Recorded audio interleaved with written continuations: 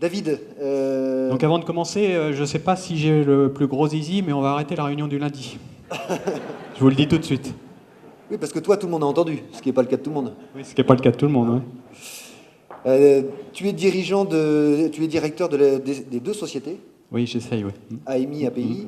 Oui. Gérard David, tout à l'heure, dans son introduction, te laissait le luxe de parler de l'activité service d'AMI, API. Est-ce que tu peux nous dire, du coup, un mot sur ces services que vous apportez aux clients?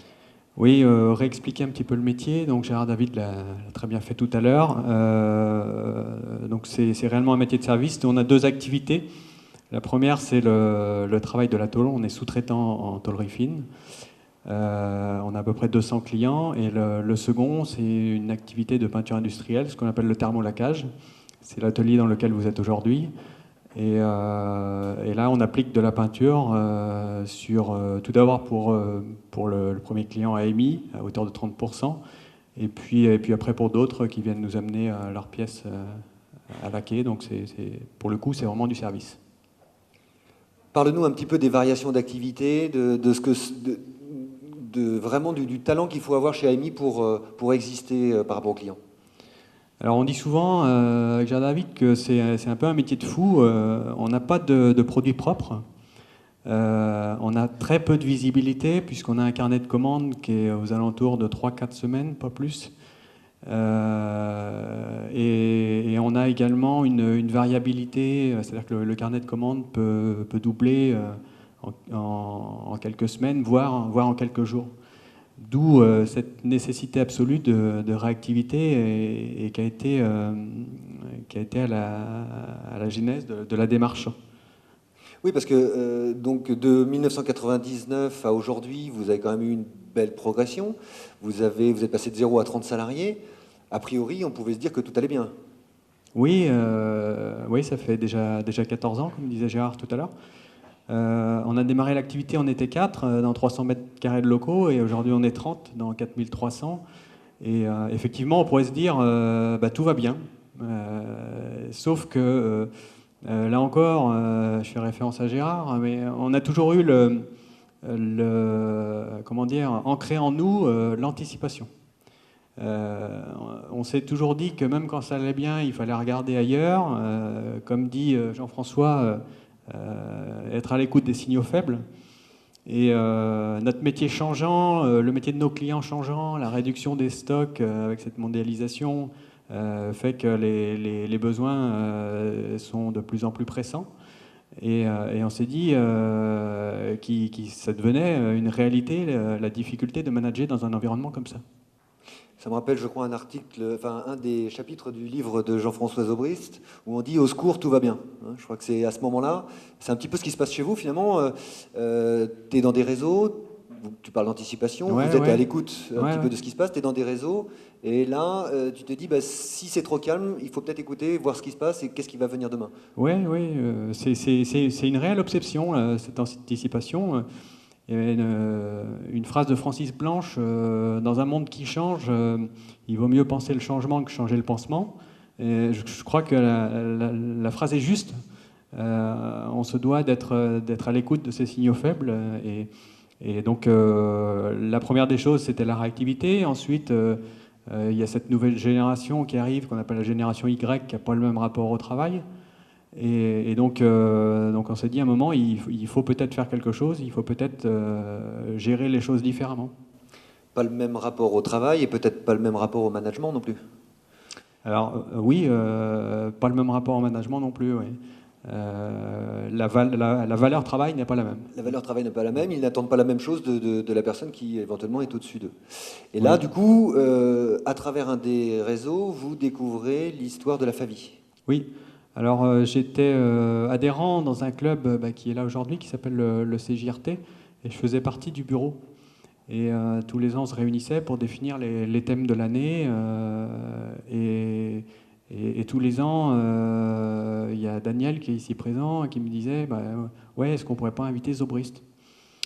Et je lui dis mais c'est qui ce Zobrist là? Donc l'année suivante, 1 an, 2 ans, 3 ans, c'est... Ouais, l'année suivante pareil. Et puis après, je suis allé sur Internet et puis c'est là que j'ai découvert l'animal en question. J'ai regardé les vidéos et tout de suite ça m'a accroché, ça m'a parlé. Et donc quand on voit ça, on se dit ben ouais, c'est formidable c'est extraordinaire ce qu'il a fait, c'est un ovni. C'était un contexte particulier, mais moi si je veux faire ça, comment je fais? Et puis, est-ce que c'est possible? C'est pas parce qu'il y en a un qui l'a fait que les autres peuvent le faire, quoi. Oui, c'est ça, oui. Mais t'as creusé. Et j'ai creusé. Donc après les belles histoires de Jean-François, alors il faut aller les lire hein, sur le site Favi. En plus, comme il a dit tout à l'heure, n'achetez pas les bouquins, c'est gratuit sur le site. Pour une fois que quelque chose est gratuit, il n'y a pas de TVA. Et non, franchement, ce sont des anecdotes qui sont incroyables. En plus, c'est quelque chose qui est assez vulgarisé. Il y a des dialogues de diard. C'est formidable, quoi. Allez-y, sans concession. Et puis après, oui, j'ai creusé. Donc, j'ai lu Goetz aussi, Jean-François. J'ai lu Deming aussi. Et puis je me suis reconnu dans les phrases que tu dis. Le diable n'est pas dans les cloisons. Deming dit éliminer les barrières entre les services. Donc voilà, il y a tout un socle comme ça qui apparaît. Et puis on se dit, ouais, pourquoi pas nous? Alors du coup, tu es tout seul, tu as découvert ça, tu l'as un petit peu maturé, mais pour autant, tu te vois pas le partager. Et donc tu commences avec bon sens par toi. En fait, moi, je ne sais pas comment le partager à ce moment-là, puisque c'est quand même un concept qui est assez vaste, avec des notions de valeur, etc. Il y a beaucoup de choses. Et je me suis dit, peut-être que la première chose à faire, alors déjà, c'est de se changer soi-même, c'est de commencer par soi. Le premier des travaux, il est là. Il faut être en mesure de pouvoir partager le pouvoir, déjà. Donc c'est le vrai premier travail. Et ensuite, comment faire, quoi? Je crois que tu as eu aussi l'opportunité d'avoir de la marge de manœuvre que t'a laissé Gérard David. Oui, alors là, oui, effectivement, on parle de liberté. Là, c'est le moment de lui rendre grâce. Moi, j'ai toujours été libre dans l'entreprise. Pas libre de faire des conneries, hein, mais libre de faire des choses plutôt intéressantes. Et on ne peut adhérer à une démarche comme ça que si soi-même on est libre, ce qui est le cas. Alors on reviendra tout à l'heure sur les premières expérimentations que tu as faites à travers des projets collectifs que vous avez menés, mais... Oui, alors oui, en fait, voilà, le démarrage, c'est, on se dit comment on fait. Alors est-ce qu'on commence par partager la vision? Bah oui, mais ouais, c'est quoi la vision? Et puis comment ça va résonner dans la tête des gens si auparavant on n'a rien fait? Donc du coup, je me suis dit, il vaut mieux le prendre à l'inverse, il vaut mieux agir, hein, la métaction, Jean-François, et puis ensuite, on le fait venir et on va essayer de mettre des images aux yeux des gens de la démarche qu'on aura fait. Je pense qu'aujourd'hui, ils se rendent un petit peu plus compte des démarches qu'on a fait en entendant Jean-François. Ils ont quitté la salle. Qui? Des salariés. Des salariés, c'est vrai. Donc là, il y a Jean-François Aubry qui arrive à Vannes, qui intervient à l'ICAM. Oui, alors, je commence à lire les bouquins, je vois les vidéos, etc. Je lis Goetz, Deming, et puis je dis, ce serait peut-être pas mal que je le rencontre, ce gars-là, quand même, il est vachement intéressant. Et en regardant sur Internet un week-end, je vois qu'il passe à Vannes. Donc Vannes, pour ceux qui ne connaissent pas, c'est à 1h30 d'ici. Et je me dis, je vais aller le voir. Et putain, je regarde la date, c'est pendant mes vacances de ski. Donc je ne pouvais pas rater les vacances de ski, là c'est une cause de divorce. Donc je me dis, je vais envoyer un collaborateur, Ludo, qui est dans la salle, là. Et je lui dis, Ludo, tu vas aller là-bas, par contre, tu n'as qu'une seule mission. C'est que tu t'emmènes deux collègues avec toi quand même pour... Ouais, et t'emmènes deux collègues avec toi pour te rassurer. Et je lui dis, tu vas aller là-bas et tu n'as qu'une seule mission, c'est de me le ramener. Donc dans la chronologie, on avait commencé à bosser. Et puis à un moment donné, je dis, voilà, on va le ramener. Jean-François, il va nous raconter sa belle histoire. Et puis, devant nous tous, salariés, et puis après, comme ça, les gens auront compris le concept et puis la vision commune qu'on peut avoir. Et tu pensais vraiment que Ludo allait convaincre Jean-François Aubry? Alors, il est allé, et puis je reçois un coup de fil, j'étais sur les télésièges, et il me dit, ça y est, il vient. Donc je dis là on est mal. Il faut y aller. Donc le départ c'était t'es pas cap, tu vas le chercher. Et puis si, il me dit oui, pas de problème, il est super sympa et il vient. Donc voilà, ça a commencé comme ça. Et puis derrière ça, là, ça a mûri un petit peu, quoi. On s'est dit, s'il vient, comment on fait, etc. Et après, on s'est dit, pourquoi on ne partagerait pas ça avec les autres? La dernière porte ouverte qu'on avait fait, c'était en 2002 pour une inauguration. Et donc, on a très peu l'occasion, en fait, de faire rentrer le dehors dedans, cher Jean-François. Et là, c'est l'occasion unique. Aujourd'hui, on est 300, alors c'est une belle réussite. Oui, parce que vous avez fait ça de manière très simple, c'est-à-dire que vous avez mesuré l'espace. Alors voilà, alors avec mon Ludo, on a pris le mètre, on a regardé, longueur, largeur, ça fait quoi? Ça fait 300 sièges, on aura 300 personnes. Donc on est 300. Même pas peur. Même pas peur. Donc finalement, aujourd'hui, vous participez tous à la genèse du nouveau type de management d'AMI API, finalement. Ouais, on en est là, exactement. Ouais. Alors, on va revenir sur deux histoires, deux anecdotes intéressantes que vous avez vécues. Alors, elles se passent notamment dans cet atelier. La première a été primée au concours Chrysalide, concours CCI de Rennes, sur l'éco-innovation. Quelle était votre éco-innovation à vous et pourquoi avoir été vous faire remettre ce prix tous ensemble? Alors, en fait, c'était la première démarche de management participatif. Comme je vous disais tout à l'heure, pour réussir à faire quelque chose comme ça, il faut d'abord commencer par soi. Et il fallait commencer par se tester aussi. Parce qu'au départ, pour remettre les choses dans l'ordre, avec Gérard, on est d'abord des techniciens, avant d'être des patrons ou des managers. Et voilà, il n'y a pas d'école pour ça, ça s'apprend, c'est la vie, il faut du temps. Et donc je me disais, tiens, je vais commencer par un petit travail collaboratif pour essayer de me tester moi et puis de tester les gens pour voir comment on peut avancer sur quelque chose. Et donc on a démarré ce programme qu'on a appelé ECO, sur lequel on a travaillé sur alors ECO, énergie consommable, organisation, économie, écologie. Et on a travaillé sur API parce qu'on a un process qui est assez gourmand en énergie. Donc pour ceux qui ne connaissent pas, c'est un four dans lequel les pièces rentrent, les pièces sont derrière nous. C'est un four qui est allumé à 200 degrés toute la journée et on applique une poudre sur une pièce métallique et on vient la cuire dans un four, pour simplifier. Et donc on a des brûleurs gaz qui sont allumés toute la journée en permanence et puis on s'est dit, tiens, qu'est-ce qu'on pourrait faire pour essayer d'améliorer les choses parce qu'on avait la facture de gaz qui augmentait. Et puis donc on a commencé à réfléchir ensemble à ça et on s'est dit alors là c'est pareil dans le management, il faut garder le bon sens, Jean-François. On s'est dit tiens, il y a le boulanger dans son four, il a des briques réfractaires, est-ce que nous on pourrait pas essayer ça pour gagner un petit peu d'inertie parce qu'on avait la problématique de la pause du midi. Entre midi et midi 45, parce qu'il n'y a que 45 minutes de pause, on perdait quand même la moitié de la température du four. Je dis, c'est quand même couillon, quoi.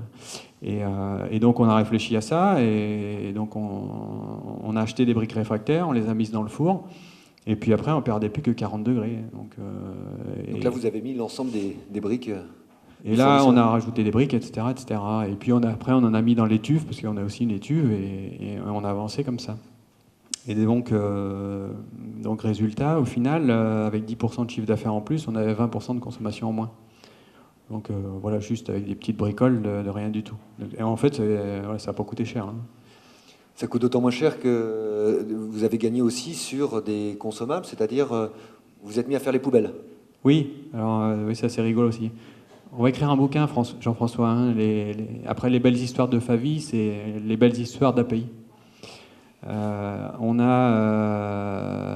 s'est posé la question pour la partie conditionnement parce qu'en fait, nos pièces, quand elles rentrent dans le process, elles sont brutes, elles sont très peu fragiles.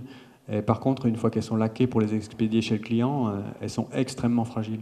Donc on devait faire beaucoup d'emballage sur les pièces Et donc on s'est posé la question de la durée de vie en fait du produit. Nous on l'achetait, alors c'est fait avec du pétrole hein, déjà, pas terrible. Là, tu parles du papier bulle. Alors du papier bulle, de la Daupheline, etc., etc. Et donc on les achetait, c'est des trucs qui venaient de Paris, transportés, ils arrivaient ici, on emballait les pièces et puis arrivaient chez le client, poubelle. Donc on s'est dit c'est quand même con. Et donc on a commencé à regarder à droite à gauche et on s'est aperçu que certains de nos clients généraient du déchet industriel. Et puis on a commencé à les utiliser. Alors le premier c'était un pain de mousse, donc c'était des pains qui étaient assez grands. Conditionnement on ne pouvait pas en faire grand chose. Et donc, on a eu l'idée un matin d'en faire des petits morceaux, des petites cales, pour caler nos pièces. Donc, une fois qu'elles étaient calées, il n'y avait plus qu'à les emballer. Et donc, on a utilisé les pains, on a acheté une trancheuse à jambon sur le Bon Coin, et puis on s'est mis à couper les pains de mousse et à les utiliser. Et maintenant, c'est les matériaux que vous voyez dans les silos. Juste à gauche où il y a marqué Tiens, éco. Aurélien, si tu peux juste voilà. fermer le spot peut-être pour qu'on voit bien le temps qu'on... Voilà. Et on donc vous avez trois silos à gauche. Alors, résultat aujourd'hui, on achète 10 fois moins de matériel d'emballage. C'est-à-dire que, c'est quand même très bien fait, c'est-à-dire que les palettes sont au-dessus, quand vous avez besoin, vous tranchez ces pains de mousse pour en faire des petites cales. C'est tranché dans un CAT d'ailleurs. Ouais. Tranchées dans un CAT, elles sont mises dans ce, comment t'appelles ça ? Silo. Dans ce silo, et il y a du management visuel, c'est-à-dire que visuellement on voit quand est-ce qu'il faut relancer une production. Quoi. Ouais. Et donc il y a pour les 3 matériaux. Exactement. D'accord. Donc voilà le type d'histoire que tu as vécu avec les équipes ensemble. Ouais, quoi. Ensemble, qui était la façon de te tester en fait. Ouais, de me tester moi et de tester les gens aussi. Sur un type de management qui peut être différent, où on fait plus participer les équipes. En fait, tu as pris confiance aussi. J'ai pris confiance aussi, oui. Et puis du coup, tu t'es dit, ça a l'air pas mal, ouais, ça a l'air de marcher. Ouais, et puis on se dit, c'est peut-être possible, quoi, du coup. Et puis après, on va un petit peu plus loin et on avance, et on a avancé sur ce qu'on a fait sur AMI, qu'on va peut-être voir dans le petit film. On va le voir dans le petit film tout à l'heure. Juste avant, et pour que tout le monde comprenne bien, parle-nous des quelques réalisations que vous avez eues quand même. Ça paraît intéressant. Alors sur AMI Sur AMI, ouais. Sur AMI, pareil, dès le départ, on a essayé de travailler pour pas avoir trop de structure. Chez nous, le service achat, il est quasi inexistant. Pourtant, 30% du chiffre d'affaires, c'est la matière première. J'ai mes fournisseurs qui sont dans la salle. Moi, je les vois une fois tous les 3 mois. Donc, mes acheteurs, en fait, ils sont là. Donc, on se voit très peu. Et pour autant, je ne pense pas qu'on achète plus cher que les autres. Ensuite, il n'y a pas de service ordonnancement. Il n'y a plus de chef d'atelier. Donc, on a essayé aussi de limiter la structure, de supprimer les cloisons, cher ami, et puis pour avoir quelque chose le plus réactif possible. En fait, c'était pour ça. On va le voir juste après dans le petit film, mais maintenant, tu as des patrons de machines. Oui. Explique-nous. En fait, maintenant, donc il n'y a plus de chef d'atelier, les gens sont complètement autonomes sur leur machine de production. Ils sont capables d'acheter leurs outils, de commander leurs interventions machines. Et à l'atelier, ils sont capables de gérer leurs horaires en fonction de la charge de travail. Donc là, on a amené le client dans l'atelier. Donc on a un système informatique avec un ordonnancement. Donc les gens voient s'ils sont en surcharge sur leur poste de travail et prennent leurs décisions. Le dernier exercice que vous avez fait, c'était les tenues ? Ah oui, c'est les tenues de travail, ouais. Elles sont belles, hein ? Explique-nous comment c'est... Alors, là encore, quand on a lu tous ces écrits, là, il y a des choses qui font résonance. Les tenues de travail, j'avais toujours du mal à les faire porter aux gens. Et en fait, je me disais, j'aurais beau leur expliquer pendant 10 ans, je pense qu'ils les porteront toujours pas. Et donc, quand voilà, ça résonne, on réfléchit, on se dit, mais merde, comment je pourrais faire pour réussir à résoudre ce truc ? Et finalement, je me suis dit que s'ils ne les portaient pas, c'est peut-être parce qu'ils n'avaient pas choisi. On les a mis sur le processus d'achat des vêtements de travail. Ça veut dire quoi sur le processus d'achat? En fait, concrètement, moi je leur ai expliqué comment on achète chez AMI en respectant les fournisseurs, avec nos valeurs à nous. Et puis je leur ai demandé de choisir leur tenue de travail. Donc c'est eux qui l'ont choisi, en leur disant que ce n'était pas d'abord une question de prix, mais d'abord une question de qualité. Qualité, praticité, etc. Là, on parle de Voilà. la production. On parle de la production. Et puis donc, juste derrière, les gens sont revenus me voir et puis ils m'ont dit c'est bien, t'es gentil, tu nous demandes de porter des vêtements, mais pourquoi vous en porteriez pas vous? Dans les bureaux. Donc, du coup, obligé. Et c'est pour ça qu'on a des belles vestes comme Jean-François maintenant. Avec un prénom, c'est mieux qu'un numéro. Merci David. Alors du coup, je vous propose de découvrir le film. Il a été tourné dans les locaux là, ici d'AMI API il y a quelques jours. L'idée de David et de Gérard à travers ce film, c'est de donner la parole aux collaborateurs d'AMI API.